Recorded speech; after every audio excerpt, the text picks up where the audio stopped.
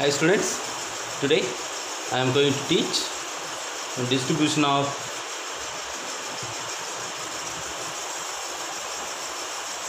charges in a conductor.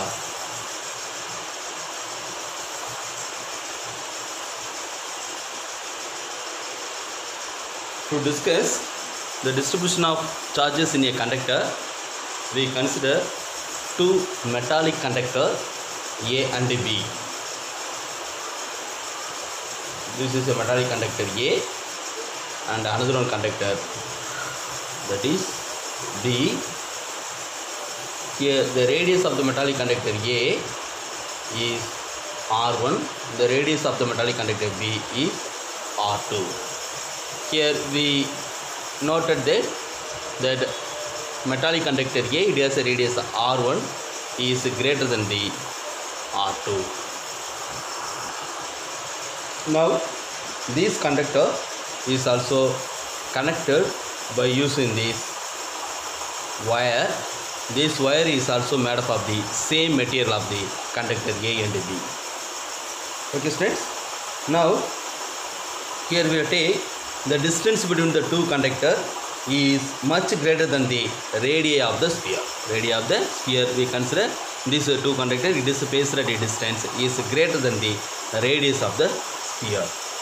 Now the Q charge, we consider the Q charge is, that is total amount of charge, Q charge is given to the conductor A, is given to the conductor A means that charge it is distributed to the metallic sphere, that is the conductor A, and it is passing through the wire, then it is reached to the B. Now you can notice that the amount of charges is distributed to the metallic sphere A and B means here it is also distributed over the surface area of the metallic conductor A and it is also distributed over the surface area of the metallic conductor B. Here you noted that these charges is also distributed from A to B till it is reached to the electrostatic equilibrium. It is reached to the electrostatic equilibrium. What is the meaning for electrostatic equilibrium means? You can calculate this, that electrostatic potential at A and electrostatic potential at a B means both are equal when it is connected through the wire. When it is connected to the wire, the charges distributed over the surface area of the A, it is also reached to the surface area of the B. Here it is reached to the electrostatic equilibrium.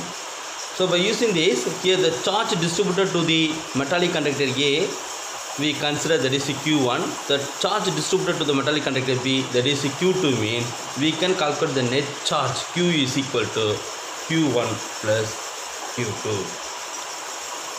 Okay, so we know that at electrostatic equilibrium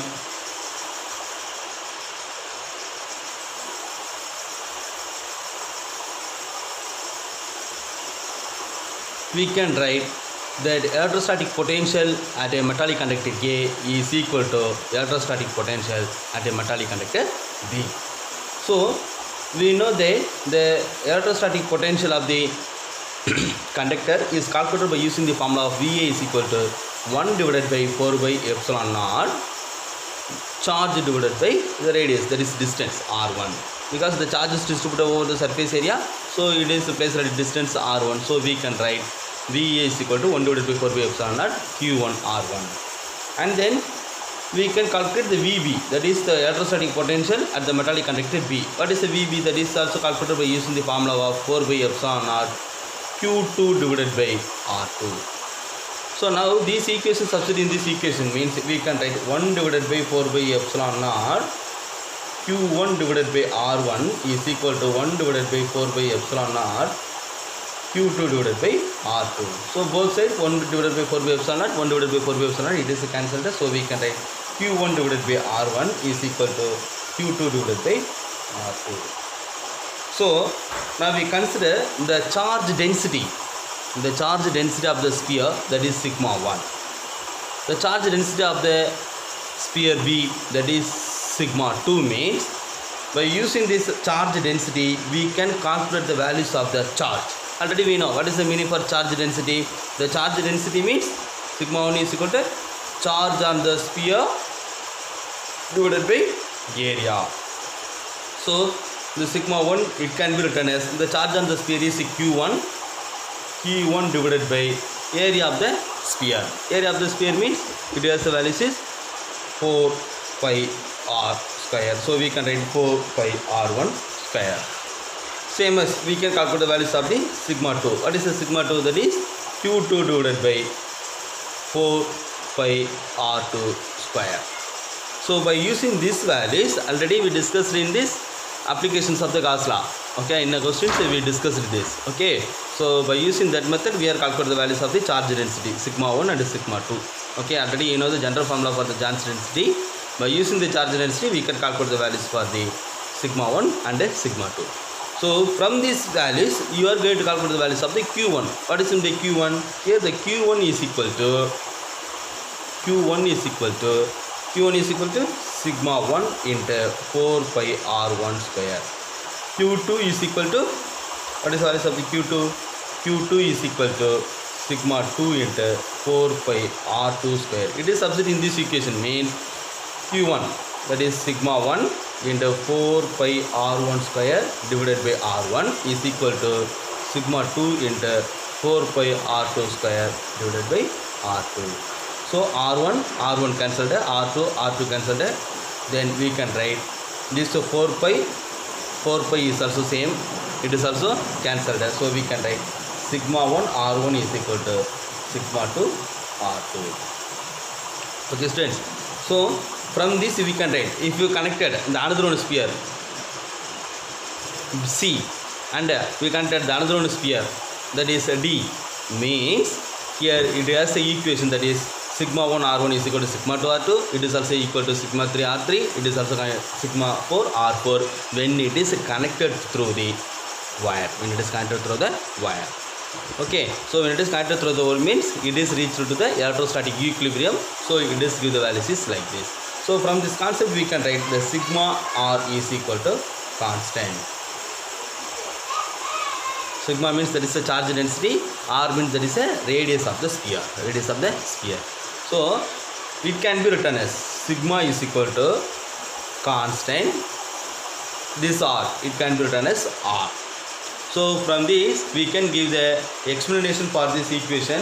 The charge density is always inversely proportional to the radius of the sphere. If the radius is decreases, means the charge density is increases. Okay, from this equation we can give the charge density is inversely proportional to the r. Okay student, so we can write 1 divided by r. Okay, so from this equation you can give the explanation. If the radius is decreases, charge density is increases. So by using this concept, now we are going to discuss about the action of points.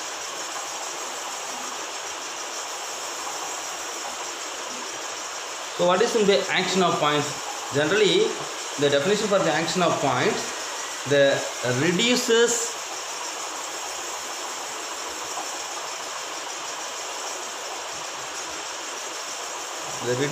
of the total charge of the conductor near the sharp edge is called action of point.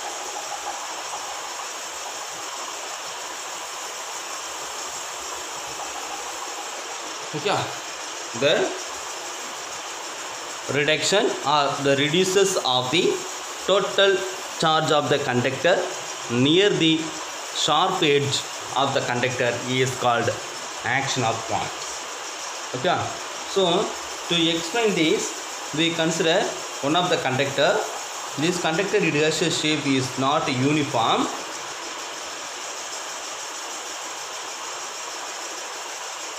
Like this, we are consider one of the conductor, it has a shape, it is not a uniform shape. Okay, so here it has a large curvature. In this point it has a large curvature. Okay, we consider this, it has a sharp end. Okay, and it is one of the charged conductor. We noted this, the charges also distributed on the surface of the conductor.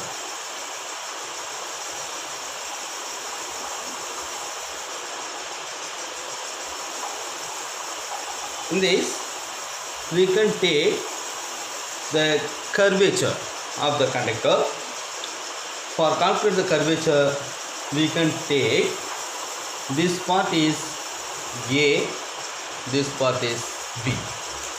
At the part B, we notice that it has the curve. That curve is large. At a point A, it has the curve. The curve is very small. The curve is very small. Okay, so here you can notice this. In this point at the curve A, at the sharp edge, there is also having the charge density. The charge density is also greater compared with B. Compared with B, because here you can notice this radius is greater than the A. The radius of the curve is also smaller. So already we know that if the radius is decreases means the charge density is increases.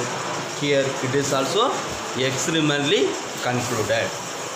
Okay students, so in this point there is having the positive charges. This positive charges is also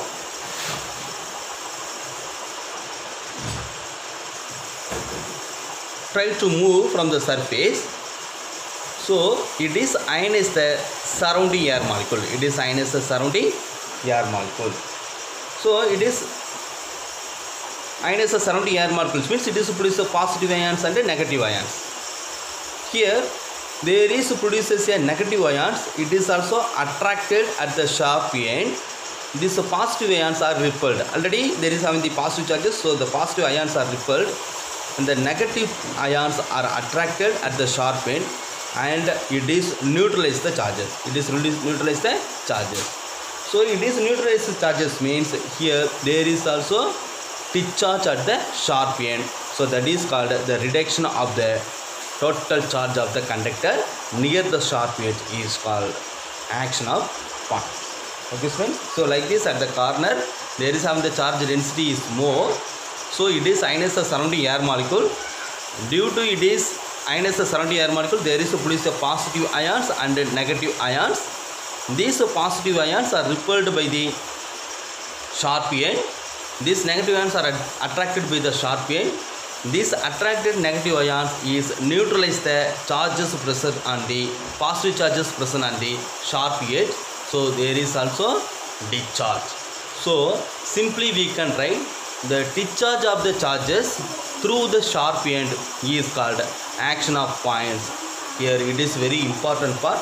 This only one of the principle of the Van de Graaff generator.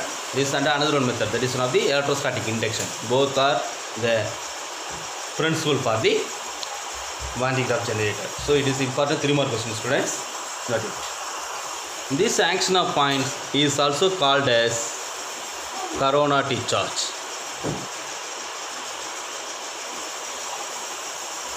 It is also called as corona discharge.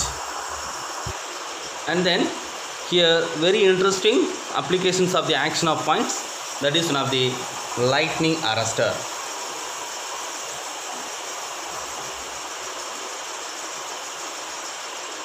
Lightning arrestor. The lightning arrestor or lightning conductor is used to protect the tall building. Is used to protect the tall building from the lightning. So it is used to protect tall building from lightning. It is work based on the principle of action of point. Already we discussed what is meant by action of points. Okay, here the lightning arrestor, it is work based on the principle of the action of points. Okay, so how it is work? For this, it consists of one of the metallic conductor is made up of the copper. This copper rod is also placed at the top of the building, and it is also passing over the building. Then it is reached to the earth. At the bottom of the earth, it is buried with the copper conductor. At the top of the building, in a conductor, there is also having the sharp edge. That sharp edge is called spikes. Okay, that is called spikes.